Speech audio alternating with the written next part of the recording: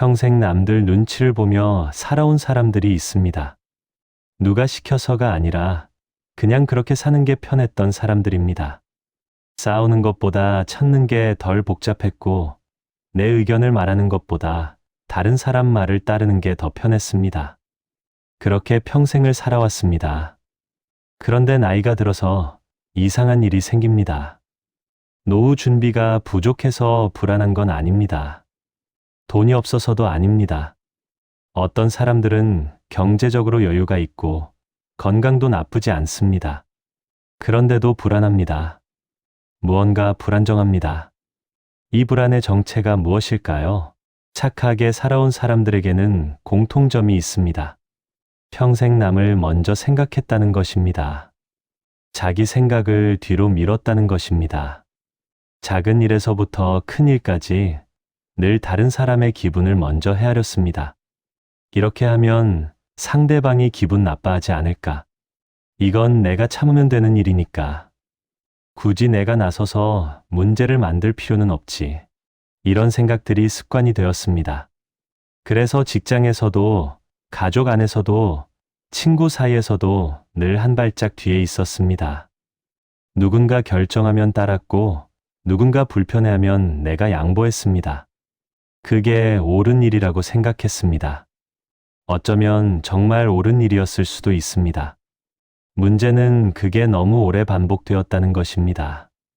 처음에는 의식적으로 선택했던 양보가 나중에는 자동으로 일어나기 시작했습니다. 내 생각이 무엇인지 묻기도 전에 이미 몸이 먼저 움직였습니다. 상대방의 말에 고개를 끄덕이고 괜찮다고 말하고 웃으며 넘어갔습니다. 그렇게 몇십 년이 흘렀습니다. 그런데 나이가 들면서 조금씩 변화가 생겼습니다. 자식들이 독립했습니다. 직장에서 은퇴했습니다. 바쁘게 살던 일상이 멈췄습니다. 이제는 챙겨줄 사람도 신경 쓸 일도 줄어들었습니다. 그런데 이상하게도 더 불안해졌습니다. 시간이 많아졌는데 뭘 해야 할지 모르겠습니다. 누구를 챙길 일도 없는데 왠지 허전합니다. 내가 필요한 곳이 없는 것 같습니다. 이건 외로움과는 조금 다릅니다. 사람이 없어서 외로운 게 아니라 내가 없어서 불안한 겁니다. 평생 남을 먼저 생각하며 살았는데 정작 나를 먼저 생각해야 하는 시간이 왔을 때 그 방법을 모릅니다. 내가 뭘 좋아하는지, 내가 뭘 원하는지, 내가 어떤 사람인지조차 잘 모릅니다. 나는 착하게 살았는데 왜 이렇게 마음이 불안할까? 이런 질문을 스스로에게 던지는 사람들이 있습니다. 그리고 이 질문은 죄책감으로 이어집니다. 착하게 산 것이 잘못된 건가? 내가 너무 약했던 건가? 더 강하게 살았어야 했나? 이런 생각들이 머릿속을 채웁니다. 하지만 이건 나약함의 문제가 아닙니다. 이건 습관의 문제입니다. 평생 반복된 생각의 방향, 그 방향이 만든 성격, 그 성격이 만든 환경, 그 환경이 만든 지금의 상황입니다. 착함이 잘못이 아니라 생각의 주도권을 놓친 것이 문제일 수 있습니다. 누군가는 이렇게 말할지도 모릅니다. 그래도 나는 평생 착하게 살았으니까 후회는 없어. 물론입니다. 후회할 일이 아닙니다. 하지만 불안은 다른 문제입니다. 후회하지 않는다고 해서 불안이 사라지지는 않습니다. 착하게 살았다는 확신과 지금 느끼는 불안은 별개의 감정입니다. 그 불안의 정체를 들여다볼 필요가 있습니다. 왜 착하게 살아온 사람일수록 노후에 이런 불안을 느끼는지 그 이유를 천천히 살펴볼 필요가 있습니다. 19세기 말 영국의 한 사상가가 있었습니다. 그는 평생 조용하게 살았지만 하나의 통찰을 남겼습니다. 생각이 사람을 만든다는 것, 그리고 그 생각이 성격을 만들고, 성격이 환경을 만들고, 환경이 결국 인생을 만든다는 것이었습니다. 이 말은 처음 들으면 추상적으로 느껴집니다. 하지만 우리 삶을 가만히 들여다보면 실제로 그렇습니다. 예를 들어봅니다. 어떤 사람이 평생 이렇게 생각했다고 가정해봅니다. 나는 다른 사람에게 피해를 주면 안 돼. 내가 참으면 모두가 편해져. 이 생각이 한두 번 스쳐 지나가는 게 아니라 매일, 매 순간 반복되었다면 어떻게 될까요? 그 사람의 성격이 형성됩니다. 다른 사람 기분을 먼저 살피고 갈등을 피하고 자기 의견을 뒤로 미루는 성격이 됩니다. 이건 선천적인 성격이 아닙니다. 반복된 생각이 만든 성격입니다. 그 성격은 환경을 만듭니다. 주변 사람들은 그 사람을 착한 사람으로 인식합니다. 부탁하면 들어주는 사람, 반대하지 않는 사람, 편한 사람으로 기억됩니다. 그래서 사람들은 그 사람에게 계속 요구합니다.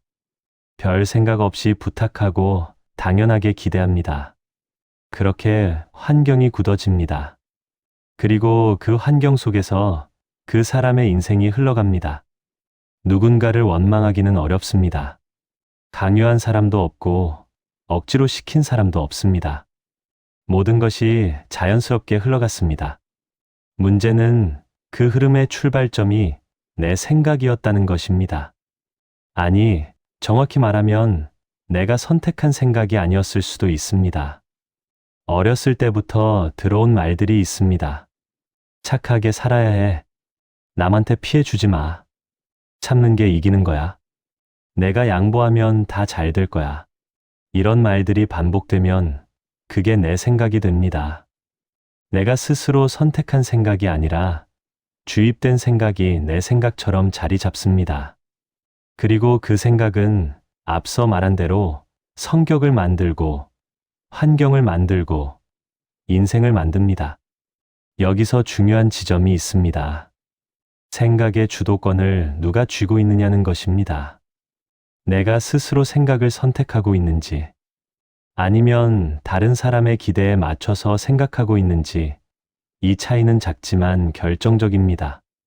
착하게 살아온 사람들 중에는 평생 타인의 기대에 맞춰 생각한 경우가 많습니다. 이렇게 하면 부모님이 기뻐하실 거야. 이렇게 하면 배우자가 편할 거야. 이렇게 하면 직장에서 문제가 안 생길 거야. 이 생각들이 틀린 건 아닙니다. 실제로 부모님은 기뻐하셨을 수 있고, 배우자는 편했을 수 있고, 직장에서 문제가 안 생겼을 수 있습니다. 문제는 그 과정에서 내 생각이 빠져 있다는 것입니다. 나는 어떻게 하고 싶을까? 나는 이게 옳다고 생각할까? 나는 이 상황에서 무엇을 원할까? 이런 질문을 스스로에게 던지지 않았습니다. 아니, 던질 시간이 없었습니다. 다른 사람의 기대가 너무 빨리, 너무 자주 들어왔기 때문입니다. 그렇게 몇십 년을 살다 보면 생각하는 방식 자체가 고정됩니다. 무언가를 결정할 때 자동으로 이렇게 생각합니다. 다른 사람들은 뭐라고 할까? 이렇게 하면 누가 불편해하지 않을까? 내 생각이 아니라 타인의 반응을 먼저 예측하는 게 습관이 됩니다. 그리고 이건 나이가 들어서도 계속됩니다. 자식이 무언가를 부탁하면 내 상황을 먼저 생각하지 않고 자식의 필요를 먼저 생각합니다. 친구가 만나자고 하면 내가 피곤한지 묻지 않고 그냥 만나러 갑니다. 생각의 주도권이 없습니다. 그런데 이상한 일은 본인은 그걸 잘 모른다는 것입니다. 평생 이렇게 살아왔기 때문에 이게 당연한 줄 압니다. 이게 옳은 삶이라고 생각합니다. 어쩌면 실제로 옳은 삶일 수도 있습니다. 하지만 그 옳음의 대가가 지금의 불안일 수 있습니다. 생각의 주도권을 놓쳤기 때문에 지금 내가 무엇을 원하는지 알 수 없습니다. 평생 타인의 기대에 맞춰 생각했기 때문에 타인이 없는 시간이 오면 무엇을 생각해야 할지 모릅니다. 이건 도덕의 문제가 아닙니다. 생각의 방향에 관한 문제입니다. 착하게 사는 것과 생각의 주도권을 갖는 것, 이 둘은 모순되지 않습니다. 착하게 살면서도 내 생각을 할 수 있습니다. 다른 사람을 배려하면서도 나를 먼저 돌아볼 수 있습니다. 문제는 그 방법을 배우지 못했다는 것입니다. 평생 한 방향으로만 생각했기 때문에 다른 방향으로 생각하는 법을 모릅니다. 그리고 그게 지금의 불안을 만들고 있습니다. 노후가 불안한 이유를 물으면 대부분 이렇게 답합니다. 돈이 부족해서요. 건강이 걱정돼서요. 물론 그것도 맞습니다. 경제적 준비가 부족하면 불안하고 건강이 나빠지면 걱정됩니다. 이건 당연한 일입니다. 그런데 조금 더 들여다보면 이상한 경우들이 있습니다. 경제적으로 큰 문제가 없는데도 불안한 사람, 건강한데도 걱정이 끊이지 않는 사람, 그런 사람들이 생각보다 많습니다. 왜 그럴까요? 진짜 불안의 정체는 다른 곳에 있을 수 있습니다. 그건 바로 통제감의 상실입니다. 젊었을 때는 뭔가 통제할 수 있었습니다. 아침에 일어나서 출근하고 일을 하고 돈을 벌고 저녁에 집에 돌아오는 일상이 있었습니다. 자식을 키우고 집안을 챙기고 계획을 세우고 그 계획을 실행할 수 있었습니다. 그게 통제감입니다. 내가 무언가를 할 수 있다는 느낌, 내 행동이 결과를 만든다는 확신, 그게 삶을 지탱하는 힘이었습니다. 그런데 나이가 들면서 그 통제감이 조금씩 사라집니다. 자식은 이제 내 말을 듣지 않습니다. 아니, 들을 필요가 없습니다. 다 컸으니까요. 직장도 없습니다. 은퇴했으니까요.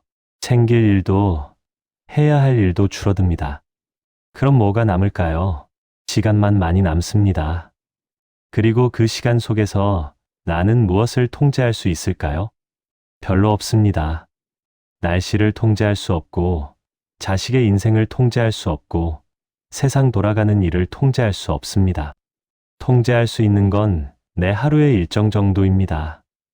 언제 일어나고, 뭘 먹고, 어디를 갈지 정도. 그런데 이것마저도 착하게 살아온 사람들에게는 애매합니다.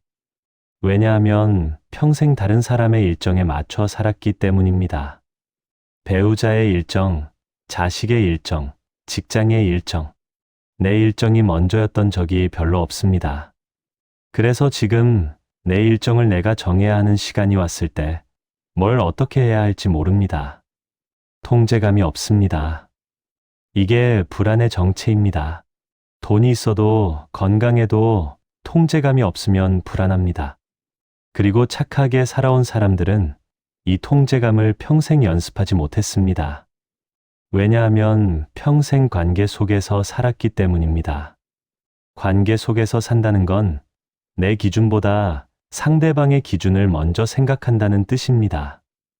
내가 뭘 원하는지보다 상대방이 뭘 원하는지가 더 중요했습니다. 예를 들어 봅니다. 저녁 메뉴를 정할 때 나는 뭐가 먹고 싶지가 아니라 남편은 뭐 먹고 싶어 할까? 아이들은 뭘 좋아하지를 먼저 생각합니다. 주말 계획을 세울 때도 나는 이번 주에 뭘 하고 싶지가 아니라 가족들은 뭐 하고 싶어 할까를 먼저 생각합니다. 작은 일입니다. 사소한 일입니다. 그런데 이 작은 일들이 몇십 년 동안 반복되면 나의 기준이라는 게 사라집니다. 내가 뭘 좋아하는지, 내가 뭘 싫어하는지, 내가 뭘 원하는지, 그게 점점 흐릿해집니다. 그러다 보니 나이가 들어서 혼자 있는 시간이 많아졌을 때 막막해집니다. 나는 뭘 하면 좋을까? 나는 뭘 좋아했더라? 나는 어떤 사람이었더라? 이런 질문들이 낯설게 느껴집니다. 평생 이런 질문을 해본 적이 없기 때문입니다. 그리고 이 상태에서 노후를 맞이하면 불안이 커집니다. 통제할 것도 없고, 기준도 없고, 방향도 없습니다. 다만 시간만 흐릅니다. 여기서 중요한 건 이게 누구의 잘못도 아니라는 것입니다. 착하게 산 것이 잘못이 아니고 가족을 먼저 생각한 것이 잘못이 아닙니다. 그건 선택이었고 그 선택에는 이유가 있었습니다. 다만 그 선택의 결과가 지금 이 불안이라는 것입니다. 분노할 필요도 없고 후회할 필요도 없습니다. 다만 이해할 필요는 있습니다. 왜 지금 불안한지, 그 불안이 어디서 오는지 담담하게 들여다볼 필요가 있습니다. 불안은 나약함이 아닙니다. 불안은 신호입니다. 뭔가 균형이 깨졌다는 신호, 뭔가 놓쳐버렸다는 신호입니다. 그 신호를 무시하지 않고 천천히 따라가 보면 문제의 뿌리가 보입니다.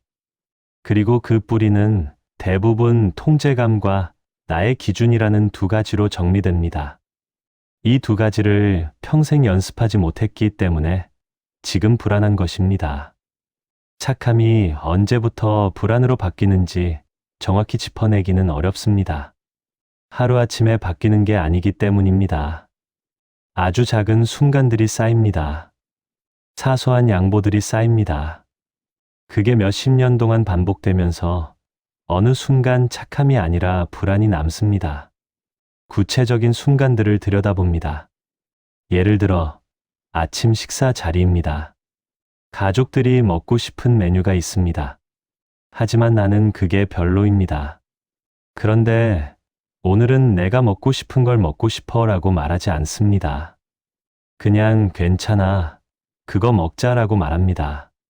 처음에는 별 문제가 아닙니다. 한 번쯤 양보하는 건 당연한 일이니까요. 그런데 이게 반복됩니다.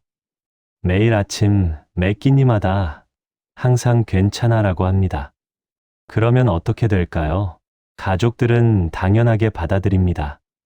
이 사람은 원래 다 괜찮다고 하는 사람이라고 인식합니다. 그래서 더 이상 묻지도 않습니다. 알아서 정하고 알아서 결정합니다. 그리고 나는 그걸 받아들입니다. 이게 몇 년, 몇십 년 반복되면 내 안에서 변화가 일어납니다. 나는 뭘 먹고 싶지? 라는 질문 자체를 하지 않게 됩니다. 왜냐하면 물어봐도 소용없다는 걸 알기 때문입니다.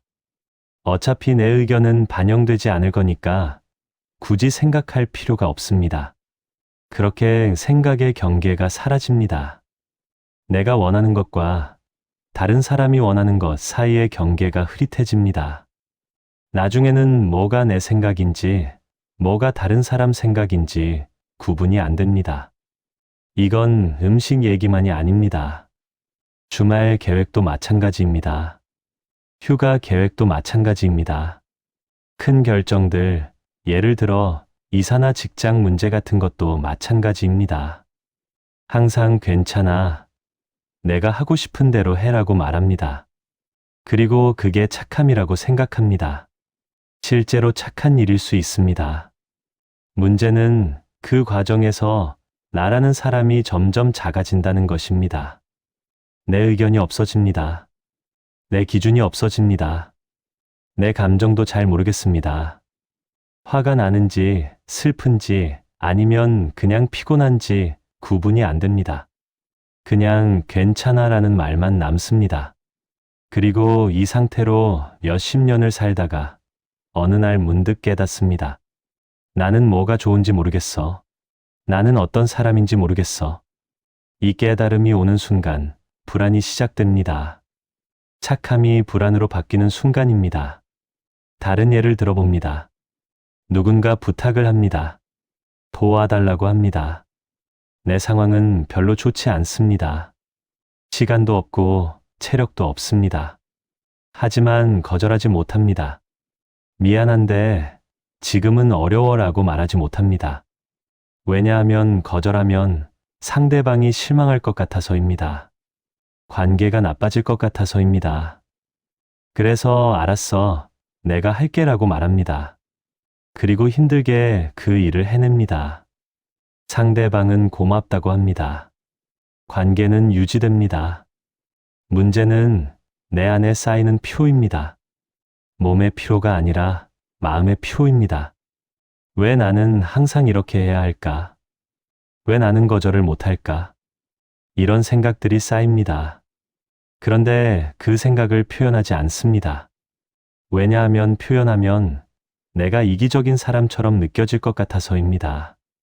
그래서 그냥 삼킵니다.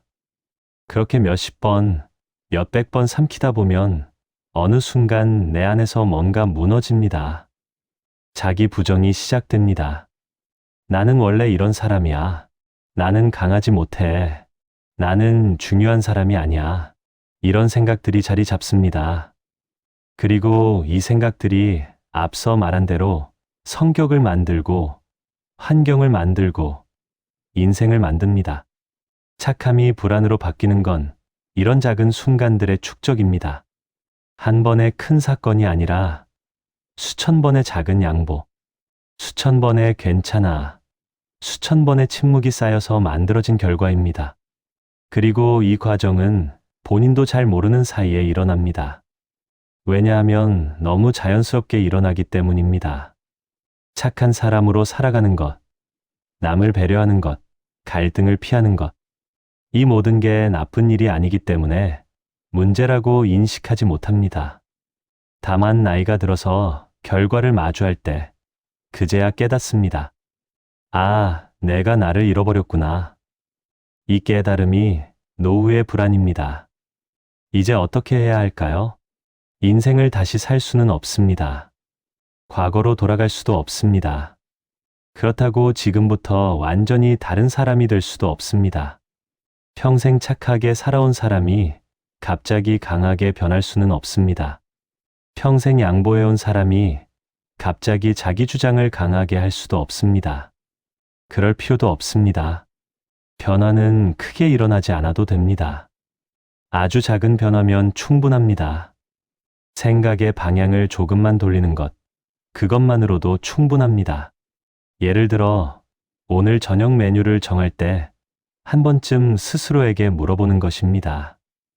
나는 뭐가 먹고 싶지? 그리고 그 답을 진짜로 들어보는 것입니다. 꼭 그걸 먹어야 한다는 게 아닙니다. 다른 사람 의견을 무시하라는 게 아닙니다. 다만, 내 생각을 먼저 확인하는 것, 그것만으로도 의미가 있습니다. 왜냐하면 그게 생각의 주도권을 되찾는 첫걸음이기 때문입니다.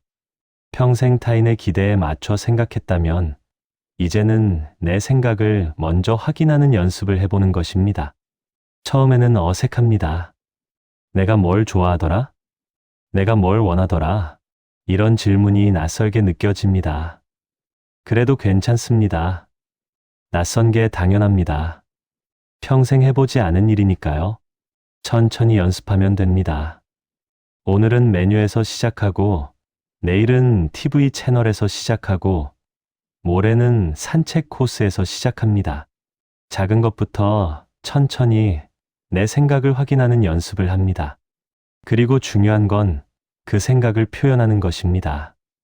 나는 오늘 이게 먹고 싶어. 나는 이 프로그램이 보고 싶어. 나는 오늘 저쪽으로 걷고 싶어. 이렇게 말하는 것입니다. 처음에는 이 말이 이기적으로 느껴질 수 있습니다. 평생 다른 사람을 먼저 생각했기 때문에 내 생각을 말하는 게 부담스러울 수 있습니다. 하지만 이건 이기심이 아닙니다. 이건 존재의 확인입니다. 나라는 사람이 여기 있다는 것, 나에게도 생각이 있다는 것, 나에게도 원하는 게 있다는 것, 그걸 확인하는 과정입니다. 그리고 이 과정이 통제감을 되찾는 방법입니다. 세상을 통제할 수는 없습니다. 다른 사람을 통제할 수도 없습니다. 하지만 내 생각은 통제할 수 있습니다. 내가 무엇을 생각할지, 내가 무엇에 집중할지, 내가 어떤 선택을 할지, 이건 내가 결정할 수 있습니다. 물론 이게 쉬운 일은 아닙니다. 평생 다른 방식으로 살아왔기 때문에 새로운 방식으로 사는 건 어색하고 불편합니다. 때로는 죄책감도 듭니다. 내가 너무 이기적인 건 아닐까? 내가 변한 건 아닐까? 이런 생각이 들 수 있습니다. 그럴 때는 스스로에게 상기시킵니다. 나는 이기적인 게 아니라 나를 찾고 있는 거야. 나는 변한 게 아니라 균형을 맞추고 있는 거야. 다른 사람을 배려하는 것과 나를 돌보는 것, 이 둘은 함께 할 수 있습니다. 착하게 사는 것과 나를 찾는 것, 이것도 함께 할 수 있습니다. 다만 지금까지는 한쪽으로만 너무 치우쳐 있었을 뿐입니다. 이제는 조금씩 중심을 찾아가면 됩니다. 그리고 이 과정에서 불안이 조금씩 줄어들 수 있습니다. 왜냐하면 통제감이 돌아오기 때문입니다.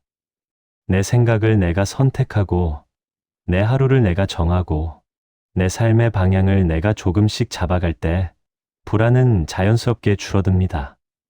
이건 큰 변화가 아닙니다. 극적인 전환도 아닙니다. 다만 생각의 방향을 아주 조금 돌리는 것입니다. 타인에게서 나에게로 조금씩 방향을 돌리는 것입니다. 그리고 그 작은 변화가 몇 달, 몇 년 쌓이면 삶이 조금 달라질 수 있습니다. 완전히 새로운 삶이 아니라 조금 더 균형 잡힌 삶입니다. 조금 더 나를 아는 삶입니다. 조금 더 통제감이 있는 삶입니다. 그리고 그게 노후의 불안을 줄이는 방법일 수 있습니다.